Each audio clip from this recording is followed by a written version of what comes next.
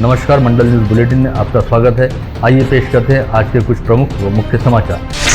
बांग्लादेश में हिंदुओं पर हो रहे अत्याचार के विरोध में आज दोपहर 4 बजे अमरावती शहर के जयस्तंभ चौक महात्मा गांधी पुतले के पास से सकल हिंदू समाज द्वारा भव्य आक्रोश मोर्चा निकाला गया। इस निषेध मोर्चे में भाजपा सहित शहर के सभी हिंदुत्व संगठन के पदाधिकारी व कार्यकर्ता भारी मात्रा में शामिल हुए। इसमें महिलाओं का बड़ी संख्या में समावेश था। सभी ने बांग्लादेश के विरोध में जोरदार नारेबाजी की। इस आक्रोश मोर्चे की शुरुआत जयस्तंभ चौक से की गई। इसमें पूर्व सांसद नवनीत राणा, पूर्व मंत्री व भाजपा शहराध्यक्ष प्रवीण पोटे पाटिल, भाजपा प्रदेश सचिव जयंत डेहनकर, प्रवक्ता शिवराय कुलकर्णी, विधायक राजेश वानखले, केवलराम काळे, पूर्व विधायक जगदीश गुप्ता, रविंद्र खांडेकर, एडवोकेट प्रशांत देशपांडे, चेतन पवार, प्रशांत शेगोकार, सुरेखा लुंगारे, विवेक कलोती, गंगाताई खारकर, अनिता राज, सतीश करेसिया, शिल्पा चौधरी, दिनेश सूर्यवंशी, किरण पातुरकर सहित विविध हिंदुत्ववादी संगठन के पदाधिकारी व कार्यकर्ताओं का समावेश था।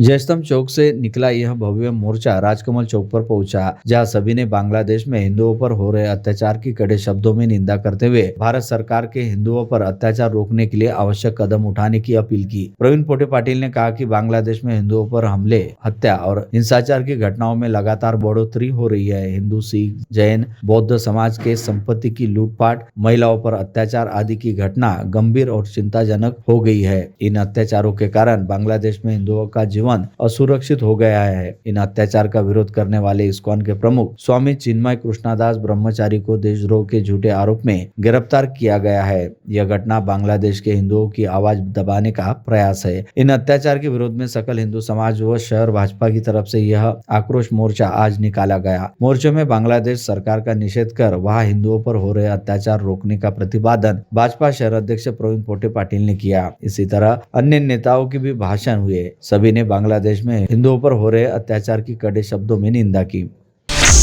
बांग्लादेश में रहने वाले हिंदू और संतों पर वहां की सरकार अत्याचार कर रही है। बांग्लादेश में हिंदू पूरी तरह असुरक्षित है। वहां की माताओं व बहनों पर अत्याचार दिन दहाड़े करने का काम बांग्लादेश के लोग कर रहे हैं। असुरक्षित हिंदुओं को सुरक्षा दी जाए, इस मांग को लेकर तथा बांग्लादेश का कड़ा निषेध करने के लिए आज धामनगांव रेलवे में युवाओं ने आक्रोश रैली निकाली। सकल हिंदू समाज, बजरंग दल व राष्ट्रीय गोरक्षा मंच के सैकड़ों कार्यकर्ता इस रैली में शामिल हुए। छत्रपति शिवाजी महाराज चौक से मुख्य बाजार लाइन, गांधी चौक, अमर शहीद भगत सिंह चौक मार्ग से भ्रमण करते हुए रैली तहसील कार्यालय पहुंची। इस समय धामनगांव इस्कॉन के प्रमुख दिनेश बुदलानी व राष्ट्रीय विचार मंच के जिला प्रमुख प्रशांत मुन ने तहसीलदार को निषेध का ज्ञापन सौंपा।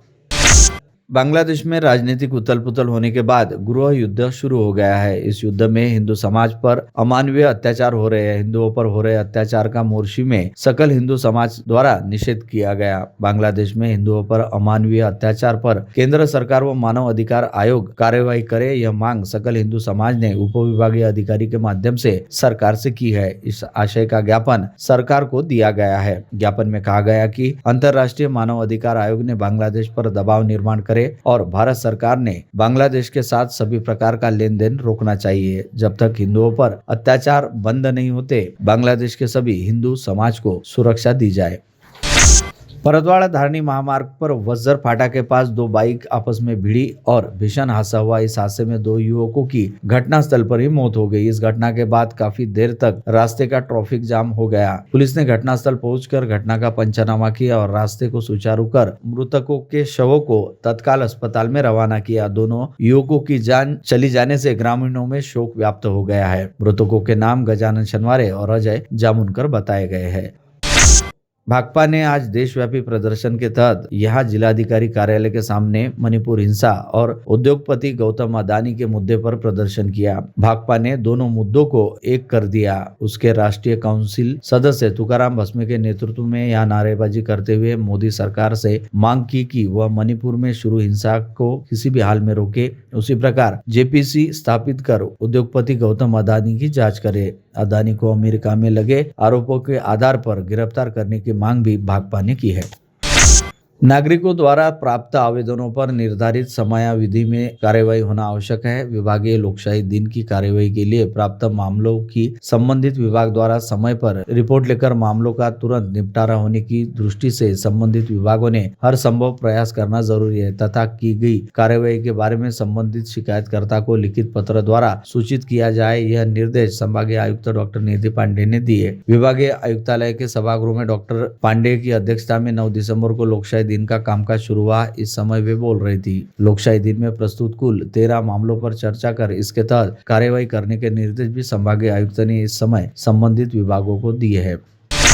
स्पष्ट बहुमत के बावजूद अथवा यह कह लीजिए ऐतिहासिक चुनावी सफलता के बाद भी राज्य में सरकार स्थापित करने में विलंब हुआ। मुख्यमंत्री पद का सस्पेंस दूर होने में 10 दिनों का समय लगा। अब अमरावती के पालक मंत्री पद को लेकर भी बड़ा सवाल अमरावती के बाशिंदों के मन में उमड़ घुमड़ रहा है। ऐसे में अमरावती मंडल न्यूज चैनल के दर्शकों से 3 प्रमुख दावेदारों के नाम के साथ राय मांगी गई तो हजारों लोगों ने तुरंत अपनी राय व्यक्त की। बड़ी बात यह है कि कुछ ही घंटे में मंडल न्यूज पर आज दोपहर तक 8,900 से अधिक लोगों ने अपना मत व्यक्त कर दिया था, जिसके अनुसार विधायक रवि राणा को 53% लोग पालक मंत्री पद का जबरदस्त दावेदार मान रहे हैं। वही सुलभा खोड़के को 24% और प्रताप अड़सर को 16% लोग मान रहे हैं कि वे ही पालक मंत्री बनेंगे।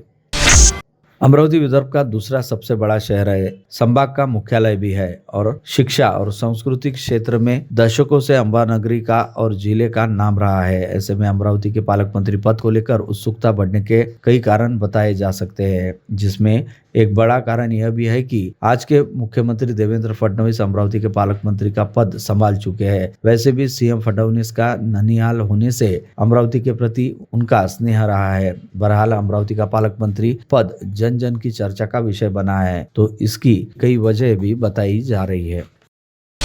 विदेशों में शिक्षा, जॉब और व्यवसाय निमित्त जाने वाले लोगों की संख्या अमरावती जिले में भी बढ़ी है। यहाँ प्रधान डाकघर के नागपुर पासपोर्ट केंद्र की शाखा के बाद अब तक 28,000 अधिक से लोगों ने पार पत्र प्राप्त किए। केंद्र के अधिकारियों ने बताया कि अब पासपोर्ट की प्रक्रिया सरल और गतिमान होने से 15 दिनों में पासपोर्ट प्राप्त हो जाता है, जिसमें प्रतिमाह 800 से 900 आवेदन पासपोर्ट के लिए प्राप्त होने की जानकारी भी उन्होंने दी और बताया कि बेशक इसमें युवा पीढ़ी अधिक जागरूक है। वयस्क लोगों का पासपोर्ट 3500 रुपए और बच्चों का पासपोर्ट 1000 रुपए में बन जाता है। कपास का निर्यात बंद होने से स्थानीय खुले कॉटन मार्केट में अच्छे दाम नहीं मिल रहे हैं, जिससे आवक कम हो गई और बताया जा रहा है कि किसानों ने फिलहाल अपना माल सहेज कर रखने का निर्णय किया है। बता दें कि खुले मार्केट में कपास को प्रति क्विंटल 7100 और सीसीआई के खरीदी केंद्रों पर 7450 दाम मिल रहे हैं। ऐसे में किसानों को दर वृद्धि की आशा बनी हुई है। अमरावती के सांसद बलवंत वानखेड़े ने सोमवार को लोकसभा में रेल दुर्घटनाओं में मृत यात्रियों के बीमे का विषय उपस्थित किया। उन्होंने सरकार से पिछले 1 वर्ष में रेल हादसों में मृत यात्रियों की जानकारी भी मांगी। उनके प्रश्न पर रेल मंत्री ने सदन में उत्तर प्रस्तुत किया। रेल मंत्री ने कहा कि संबंधित अधिकारियों द्वारा जांच पश्चात यात्रियों को भी बीमा लाभ दिया जाता है। यह भी बताया कि बीमा कंपनी सहित पर्यायी प्रवास अंतर्गत बीमा योजना और जांच एजेंसियां इस बारे में पड़ताल करती है। रेलवे सुरक्षा आयुक्त द्वारा निर्धारित नियमों के अनुसार योग्य कार्यवाही की जाती है। अमरावती के राजेश मुंदड़ा ने ईवीएम को लेकर रोज रोज के विवाद से स्वयं बड़े त्रस्त होने का दावा आज दोपहर संवाददाता सम्मेलन में किया। मुंदड़ा ने देश के सभी राजनेताओं को चुनौती दे डाली कि एक बार सभी त्यागपत्र दे और बैलेट पेपर से चुनाव करवा ले। मुंदड़ा इस विषय को लेकर सर्वोच्च न्यायालय का द्वार खटखटा सकते हैं। इस प्रकार की तैयारी उन्होंने मीडिया से बात करते हुए दर्शाई। अपने प्रेस वक्तव्य में मुंदड़ा ने उक्त विचित्र आह्वान किया, जिसके अनुसार प्रधानमंत्री नरेंद्र मोदी, नेता प्रतिपक्ष राहुल गांधी, शिवसेना उबाटा के आदित्य ठाकरे, राकापा की सुप्रिया सुले सहित सभी को त्यागपत्र देकर बैलेट पेपर के चुनाव का मुकाबला करना चाहिए। मुंदड़ा ने कहा कि ईवीएम के विवाद से जनता तंग आ गई है। शपथ विधि और विधानमंडल का विशेष सत्र अटेंड कर विधायक सुलभा खोड़के अमरावती आ गई है। वे 11 से 15 दिसंबर दौरान सुबह 9 से 11 बजे के बीच अपने निवास खोड़के प्लॉट गाड़गे नगर में आम लोगों से भेंट के लिए नियमित रूप से उपलब्ध रहने की जानकारी दी गई है। 16 दिसंबर से वे नागपुर सत्र के लिए रवाना हो जाएगी। उपरोक्त अवधि दौरान अमरावती के लोग उनसे अपनी शिकायत समस्या को लेकर भेंट कर सकते हैं। लोगों की समस्या के निवारण का वे प्रयत्न करेगी। उसी प्रकार कोई डिमांड रहने पर उनका शासन प्रशासन के पास फॉलो भी लेंगी। नवनिर्वाचित विधायक सुलभा खोड़के को कैबिनेट मंत्री तथा जिले का पालक मंत्री बनाया जाए, ऐसी मांग अखिल महाराष्ट्र उर्दू शिक्षक संगठना जिला अध्यक्ष अब्दुल राजिक हुसैन, जिला सचिव नईम हुसैन तथा जिला कार्याध्यक्ष अमीन अहमद खान द्वारा की गई, जिसमें इस आशय का निवेदन राष्ट्रवादी कांग्रेस अजित पवार गुट के सुनील तटकरे व राज्य के उप मुख्यमंत्री अजित पवार को सौंपा गया।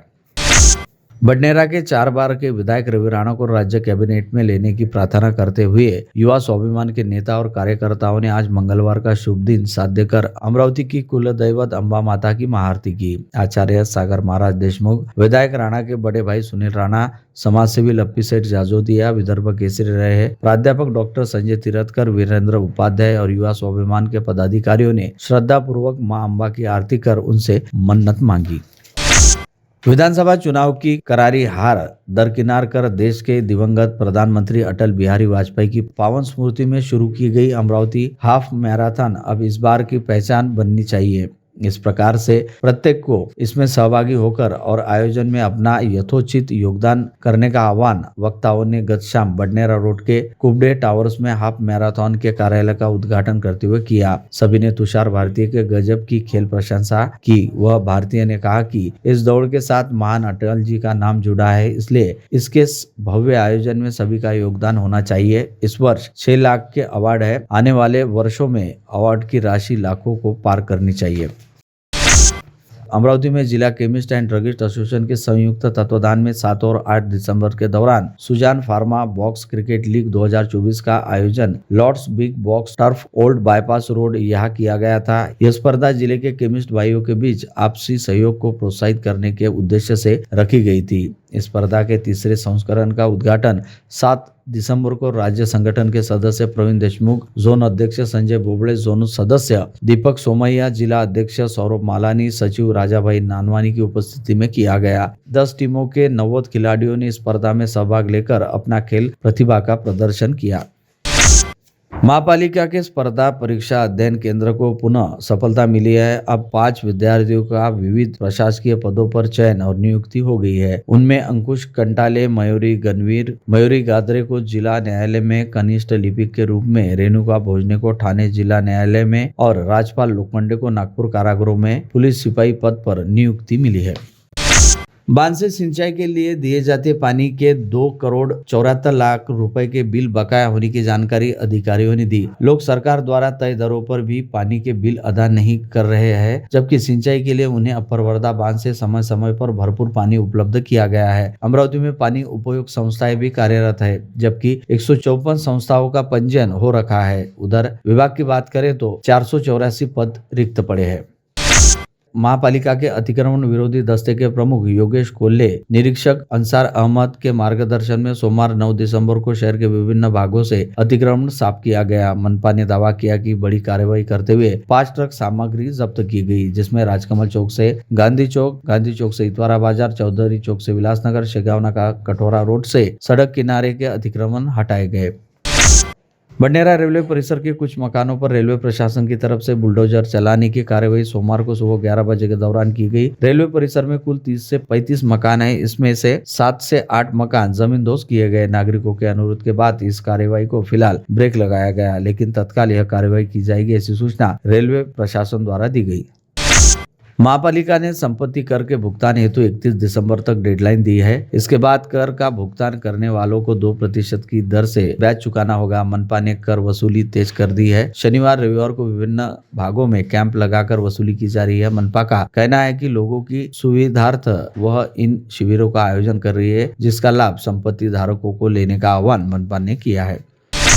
विदर्भ के नंदनवन कहे जाते चिखलदरा में पालिका ने संपत्ति कर में 10% की बढ़ोतरी कर दी है, जिसके विरोध में एक के बाद एक संगठन और दल उतर रहे हैं। शहर भाजपा अध्यक्ष वेदांत सुरपाटने के नेतृत्व में मुख्याधिकारी विजय लोहकरे को निवेदन देकर टैक्स दरों में की गई बढ़ोतरी रद्द करने की मांग की गई।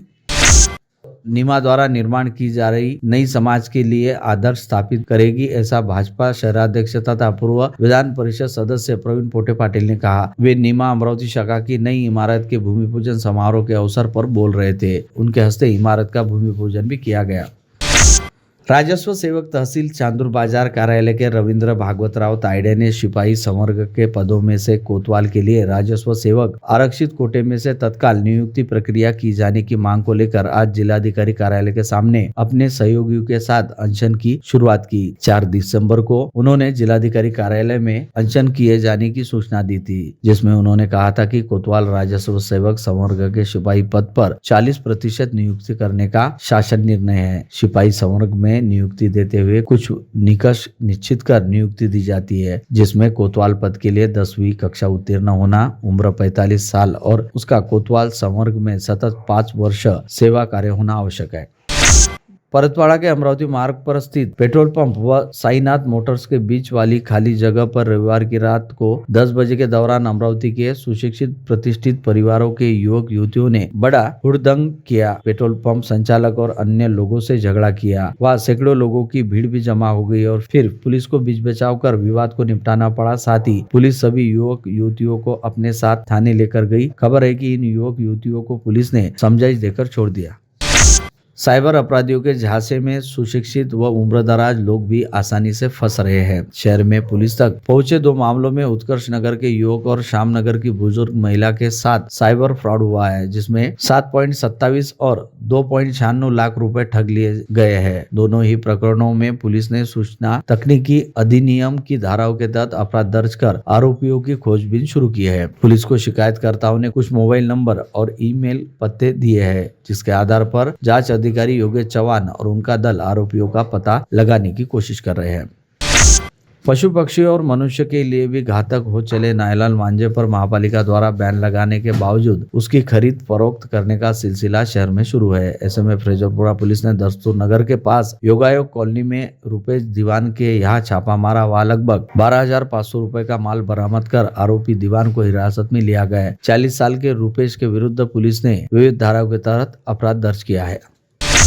सोने के आभूषण चमकाकर देने के बहाने नागरिकों को ठगने वाले 2 युवकों को ग्रामीण अपराध शाखा के दल ने परतवाड़ा शहर से गिरफ्तार करने में सफलता प्राप्त की है। इन आरोपियों के पास से नगद राशि और मोबाइल सहित कुल 34,400 रुपए का माल जब्त किया गया है। पकड़े गए आरोपियों में एक परतवाड़ा शहर का और दूसरा बिहार राज्य का रहने वाला है, जिसका नाम सुजीत कुमार कुमोद और दूसरे का नाम देवानंद मधुकर कंटाले बताया गया है। एक 27 वर्षीय विवाहिता ने अपार्टमेंट की 4थी मंजिल से कूदकर खुदकुशी कर ली। यह घटना रविवार मध्यरात्रि के बाद कोल्हापुरी गेट थाना क्षेत्र के पार्वती नगर में घटित हुई। मृतक महिला का नाम पार्वती नगर निवासी आरती बताया गया है। धारनी तहसील में कार्यरत अध्यापक ने पत्नी से जल्दी तलाक होने की बात कहकर एक महिला अध्यापक को शेगांव में ले जाकर उसके साथ बलात्कार किया। शिक्षिका की शिकायत पर शेगांव शहर थाने में अपराध दर्ज किया गया। नामजद आरोपी का नाम अंकित हुकुमचंद मालवीय बताया गया है।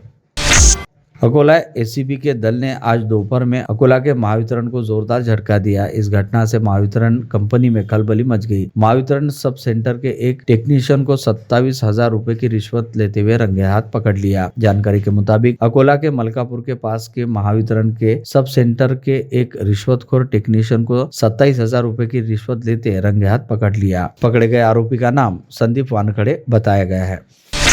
अकोला में हर दिन बड़ी संख्या में होने वाली दुर्घटनाओं में अनेकों की मृत्यु होने की घटना सामने आती है, लेकिन अकोला में एक विभिन्न विचित्र घटना भी हुई है। इस दुर्घटना में दोपहिया सवार की मृत्यु हो गई। फिलहाल वन्य प्राणियों का आतंक भी खेत सहित सड़कों पर बढ़ गया है। ऐसे ही प्राणी के कारण भीषण दुर्घटना अकोला में घटित हुई, जिसमें दोपहिया सवार 22 वर्षीय युवक की मृत्यु हो गई। मृतक युवक का नाम उदय गायकवाड़ है।